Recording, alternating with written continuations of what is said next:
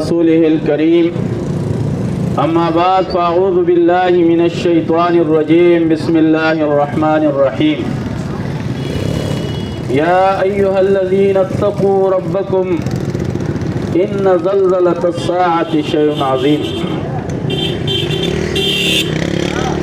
میرے محترم بزرگوں عزیز بھائیوں، اللہ رب العزت کے بے حساب انعامات اور احسانات ہم پر اور آپ پر ہے، اور ان تمام نعمتوں میں سب سے بڑی نعمت دنیا کی زندگی ہے۔ میرے محترم بزرگوں، یہ حقیقت ہمیں اور آپ کو سمجھنی چاہیے کہ ہماری اور آپ کی یہ دنیا کی زندگی ہمیشہ نہیں رہے۔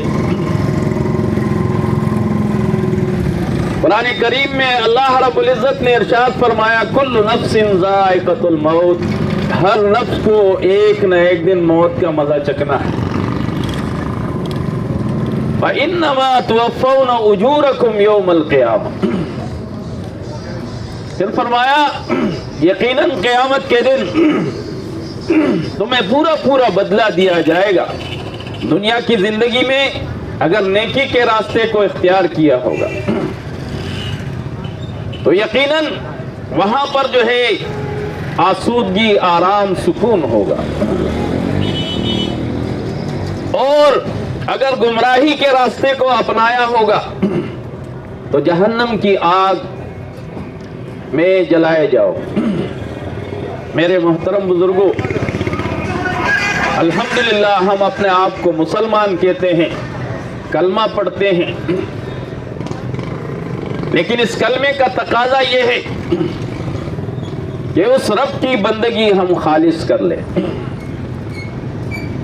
اس کلمے کے معنی پر اگر ہم غور کریں، لا الہ الا اللہ، اللہ کے علاوہ کوئی الہ نہیں، نہ کوئی حاجت روا ہے، نہ کوئی مشکل کشا ہے، نہ کوئی داتا ہے، نہ کوئی دستگیر، وہ اللہ ہے۔ اور محمد الرسول اللہ صلی اللہ علیہ وسلم، محمد صلی اللہ علیہ وسلم اللہ کے رسول ہیں۔ تو یہ ایک جامع کلمہ ہے کہ اللہ کی وحدانیت کا ہم اقرار کرتے ہیں، اور محمد رسول اللہ صلی اللہ علیہ وسلم کی رسالت کا ہم اقرار کرتے ہیں۔ ہم اپنے آپ کو اس کا امتی کہلاتے ہیں، لیکن رسول اللہ صلی اللہ علیہ وسلم کا اسوہ ہماری زندگیوں میں خال نظر آتا ہے۔ اللہ کے نبی صلی اللہ علیہ وسلم مرض الموت میں مبتلا ہے، آخری الفاظ رسول اللہ صلی اللہ علیہ وسلم کی زبان پر لا الہ الا اللہ انا للموت سکرات، یقیناً اللہ کے علاوہ کوئی الہ نہیں۔ مکے کے مشرکین نے بے شمار الہ بنائے ہوئے تھے کہ یہ ہمیں بیماری ہم سے دور کرتے ہیں، یہ ہمارے مال میں برکت ڈالتے ہیں، یہ جو ہے ہمیں اولاد سے نوازتے ہیں، مختلف ڈیوٹیاں ان کو سونپی ہوئی تھی۔ آج بدقسمتی سے یہ کلمہ پڑھنے والے کلمہ گوہ مسلمان جو ہے، انہوں نے بھی اللہ کی الوہیت کو بانٹ دیا ہے۔ اللہ کی صفت ہے داتا، دینے والا، داتا کے معنی دینے والا۔ اب ہم نے اللہ کی اس صفت کو جو ہے علی اجویری کو دے دی کہ لاہور میں داتا ہے۔ میرے محترم بزرگوں، جس اللہ نے ہمیں پیدا کیا ہے، جو اللہ ہمارے خیر اور شر پر قدرت رکھتا ہے، جو ہمیں موت سے ہمکنار کرے گا، جو موت کے بعد ہمیں زندہ کرے گا، وہ اللہ ہم سے ایک سوال پوچھتا ہے، هل من شرکائکم من یفعل من ذلکم من شیء، یہ جتنے بھی تم نے شرکا بنائے کہ یہ داتا ہے، یہ دستگیر ہے، یہ مشکل کشا ہے، یہ غریب نواز ہے، یہ بری امام ہے، یہ جھولیاں برتا ہے، یہ جتنے بنائے ہیں، هل من شرکائکم من یفعل من ذلکم من شیء، تمہارے ان شرکا میں سے کوئی ایک ایسا ہے جو ان کاموں میں سے کرتا ہے۔ میرے محترم بزرگوں، ہم مسلمان ہیں، کلمہ پڑھتے ہیں، اللہ کو وحدہ لا شریک مانتے ہیں، اسی کی بندگی کرتے ہیں. بدقسمتی کی بات ہے آج بازار آباد ہے، مسجدیں ویران ہیں. مسجد سے آواز آتی ہے حی علی الصلاح حی علی الفلاح، آؤ نماز کی طرف، آؤ کامیابی کی طرف. ہم جو ہے اپنے کاروبار میں لگے ہوئے ہیں، مؤذن پکارتا ہے، ہم اس کی پکار کو جو ہے نظر انداز کرتے ہیں. ایک دن مرنا ہے، رب کی بارگاہ میں ہماری پیشی ہوگی. اللہ رب العزت اس زندگی کے بارے میں ہم سے پوچھے گا یہ تمہاری زندگی کہاں گزری تھی؟ اللہ کی بندگی میں گزری یا عبث اور فضول کاموں میں گزری؟ اس انگریز نے ہمیں اس قرآن سے دور کر دیا ہے. قرآن پڑھنے کے لیے ہمارے پاس وقت نہیں. موبائل میں جو ہے گیم ہے، انٹرنیٹ ہے، کیبل ہے، مختلف خرافات ہیں. اب سارا دن اور رات جو ہے اسی میں لگے ہوئے ہیں. یہی وجہ ہے کہ آج جو ہے انسانیت پریشان ہے، مہنگائی کی وجہ سے پریشان، لوڈ شیڈنگ ہے، فتنہ اور فساد ہے. کبھی ہم نے سنجیدگی سے سوچا ہے اس کی وجہ کیا ہے؟ قرآن نے اس کی وجہ بیان کی ہے، کان اکثرہم مشرکین، کہ جن لوگوں کو اللہ نے عذاب میں مبتلا کیا ہے ان کا جرم یہ تھا کہ وہ اللہ کے ذات میں، اس کے صفات میں، اس کے حقوق اور اختیارات میں شرک کرنے والے تھے. اسی وجہ سے اللہ نے ان کو غرق کر دیا ہے. قوم عاد، قوم ثمود، اصحاب الایکہ، قرآن کریم میں یہ سارے گروہ ذکر کیے گئے ہیں. قوم نوح کو پانی میں غرق کر دیا ہے. ان کی تباہی اور بربادی کی وجہ یہ تھی. قرآن کہتا ہے کان اکثرہم مشرکین، ان کی اکثریت اللہ کے ساتھ شرک کرنے والی تھی. آج اللہ رب العزت کا عذاب جو ہے مختلف شکلوں میں آ رہا ہے. یہ کرونا وائرس معمولی سا وائرس ہے، پوری دنیا کو لپیٹ میں لیا ہوا ہے. جو بڑے بڑے سائنس اور ٹیکنالوجی کے دعوے کرنے والے ہیں ان کے پاس اس کا توڑ نہیں ہے، اس کی ویکسین نہیں. پریشان ہیں لوگ، جو ہے مر رہے ہیں دڑا دڑ. یہ اللہ کے عذاب کی شکل ہے. اللہ رب العزت فرماتا ہے لَإِن شَكَرْتُمْ لَأَزِيدَنَّكُمْ، اگر تم اللہ کا شکر ادا کرو گے بے حساب تمہیں دوں گا. وَلَئِن كَفَرْتُمْ إِنَّ عَذَابِي لَشَدِيدٌ، لیکن اگر تم شکران نعمت کرو گے، اللہ کی سرکشی اور بغاوت کرو گے، اس کے احکامات کو نہیں مانو گے، محمد رسول اللہ صلی اللہ علیہ وسلم کے اسوے کو نہیں اپناؤ گے، ان عذابی لشدید، یقیناً میرا عذاب بہت سخت.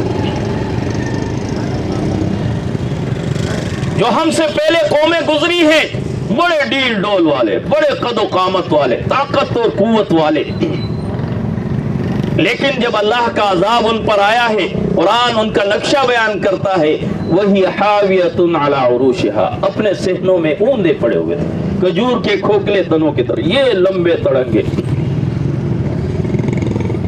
اللہ کے عذاب کا مقابلہ نہیں کر سکے. نوح علیہ السلام نے 950 سال قوم کو دعوت دی ہے، یا قوم اعبدوا اللہ ما لکم من الہ غیرہ، اے میرے قوم ایک اللہ کی بندگی اختیار کر لو، اس کے علاوہ تمہارا کوئی الہ نہیں. قوم نے کیا کہا؟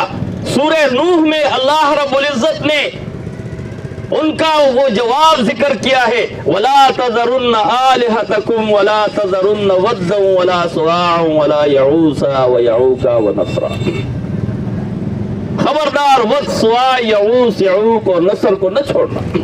یہ اس وقت کے بزرگ نیک لوگ تھے. قوم نے کہا ود، سوا، یعوث، یعوق کو مت چھوڑنا، ان کی بندگی پر قائم رہنا. نوح علیہ السلام کا اپنا حقیقی بیٹا، کہ نوح علیہ السلام نے اس سے کہا یا بنیا ارکب معی، اے میرے بیٹے کشتی میں میرے ساتھ سوار ہو جا، اللہ کے عذاب سے بچ جاؤ. اس نے مادی سہارے پر جو ہے بھروسہ کیا. کیا کہا؟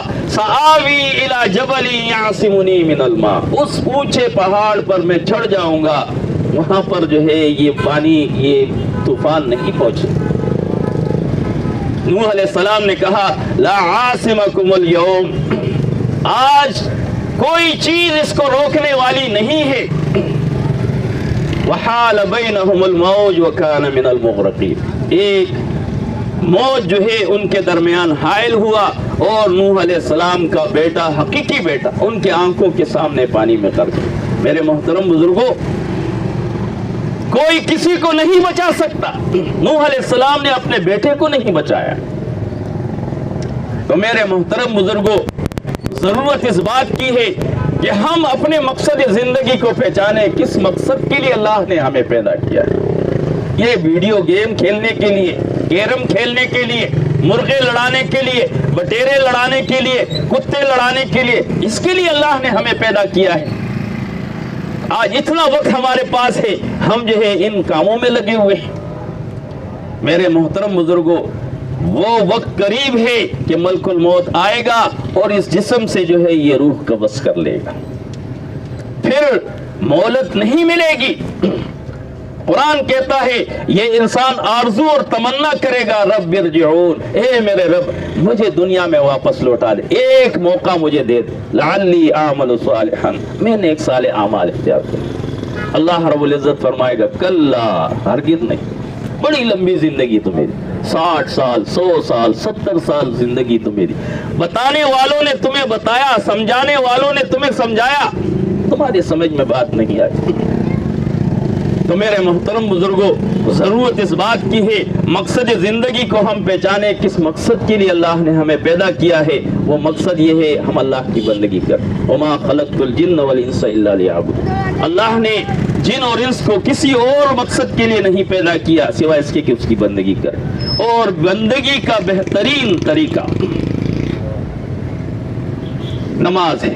اقیم الصلاۃ لذکری, نماز قائم کرو میرے ذکر کے لیے. آج ہم نمازوں سے غافل ہیں. میرے محترم بزرگوں, یہ ساتھی جو آپ کے پاس آئے ہیں کوئی دنیاوی مقاصد لے کر نہیں آئے ہیں, کوئی چندے کا سوال نہیں کرتے, کوئی سیاسی مقاصد نہیں کہ زندہ باد اور مردہ باد کے نعرے تم سے لگوائیں, ووٹ کے لیے تم سے مطالبہ, صرف اس لیے آئے ہیں اللہ کے عذاب سے ہم بھی بچ جائے, آپ بھی بچ جا. اللہ رب العزت سے دعائے اللہ ہمیں اور آپ کو کتاب و سنت کو سمجھنے اور اس پر عمل کی توفیق عطا فرمائے. وآخر دعوانا ان الحمد للہ رب العالمین. والسلام علیکم ورحمۃ اللہ وبرکاتہ.